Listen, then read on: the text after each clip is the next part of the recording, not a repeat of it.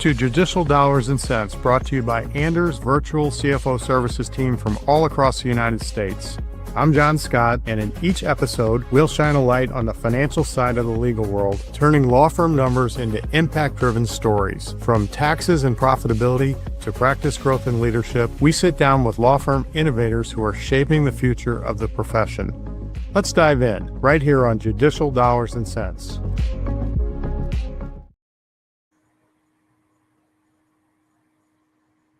Hey, and welcome back to Judicial Dollars and Cents, where the business of law meets the practice of law.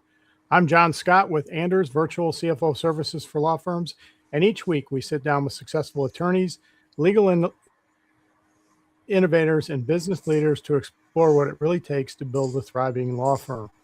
We go beyond the courtroom to discuss operations, marketing, technology, AI, and the strategies that help firms grow, scale, and create lasting value.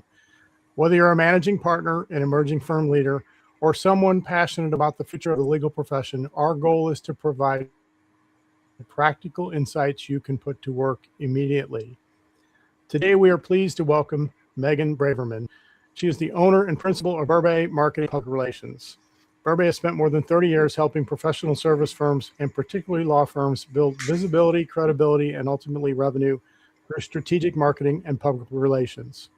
Megan's own story is interesting. She joined Berbay in 2010 as an assistant account manager and became co-principal in 2016, ultimately acquiring the business in 2021. Today, she works with law firms across the country on everything from branding and business development to media relations, litigations, PR, marketing ROI, succession planning, and increasingly how AI is changing the way potential clients discover and evaluate law firms. Megan, welcome to Judicial Dollars and Cents. Thank you so much, John. Glad to be here.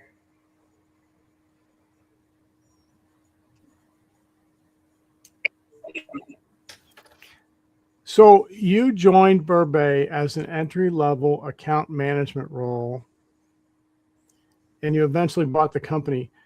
When did you change your thinking from an employee to an owner? Yeah, I think it's funny. I think after a few years, I always felt so passionate about what I was doing. I really love this industry and love working with law firms. And after a couple of years, it really clicked for me. And I always thought that Berbay was my baby. So now it really is.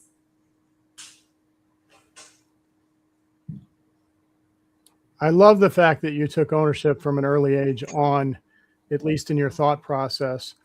So let's shift gears a little bit. Tell me what you think law firms get wrong about marketing. Oh, lots of things. I think one of the really big issues, I call it the hidden revenue leak, is, a lot of times people are blaming their marketing programs for not working, and okay, this isn't generating, qualified leads. And really the real problem is intake and the client experience issue. Firms spend so much money generating leads and then sometimes take hours or even days to respond.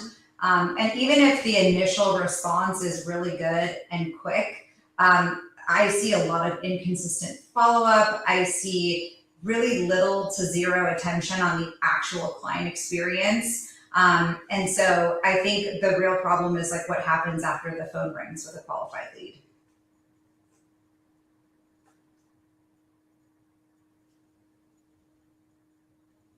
So really it's the process of after the call comes in that's broken and they don't convert those sales qualified leads into matters. That, and not only that, they're not even capturing them correctly or having any sort of defined cadence of follow-up. A lot of times it looks like a viable case at a glance, but there's a lot of due diligence that needs to be done. And so I think it should not only, every lead that comes through the door, you should not only know where it came from, whether it was qualified, whether it converted, as well as if it didn't convert, why it didn't convert. Understood. For years, we had no advertising in the legal profession. And then the floodgates opened and we have billboards and TV ads and radio ads, but we spend all our time and energy on words, keywords, and search optimization. How are things changing with AI, and what are you telling firms that they need to do to stay in line with the advancing technologies? Yeah. So obviously, everyone's seen a huge impact that AI has had on marketing. How you market. The strategies and tactics have changed. I mean, obviously for online marketing, that's been huge. Search is changing completely. People are getting their answers directly from AI. They're not clicking on Google results anymore. So we even saw this really big decline in people's clicks to their website, and everybody got all scared by that, but it was just that nobody was clicking. I think that SEO by definition is expanding. Law firms not only need to show up in the AI generated answers, but they need to build a much more authoritative presence. This is like content. This is making sure you've got, law firm, you're being mentioned by press, you're being mentioned in speaking opportunities. This is Google and AI's way of building your authority. And so everything has changed now that this sort of zero-click behavior is growing.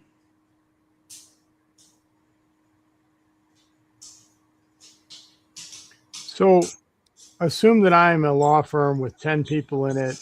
Tell me the type of firm that I need to be, and am I your ideal client? What would I be getting from you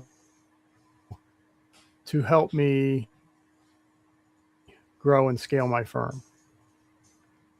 Sure, it really depends. So we talk to prospects about what their goals are, what they're currently getting, right? So depending on the firm, we want to know what are their growth objectives. Do they want to attract higher value matters? Do they want to grow a specific practice group? Do they want to expand into new markets? So we really drill down in terms of what they're trying to achieve. Is it 30% growth? What does that look like? And then we build campaigns around it. So by campaigns, I mean it could be traditional PR, so pursuing earned media opportunities. It could be pursuing earned speaking opportunities, right? Like just really these substantive pieces, whether it's media coverage or speaking engagements or credible rankings. It could be obviously quite a bit online, your social media presence, your SEO initiatives, your paid campaigns. We look at kind of the whole mix of things, and based on your objectives, we piece together what we think is going to help move the needle. We always look at it as your marketing mix, right? You can't just sort of do one thing, and you have to do it consistently, and then you have to measure it, right? You have to see how it's performing. So it's not a one size fits all, but we really drill down in terms of what's important objectively and build those campaigns around it.